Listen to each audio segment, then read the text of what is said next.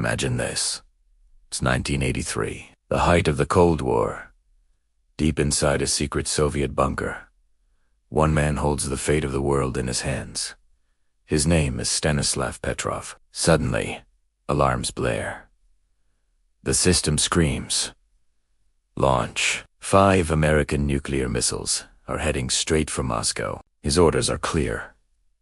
Retaliate immediately. A single button press would unleash a nuclear holocaust, ending civilization as we know it.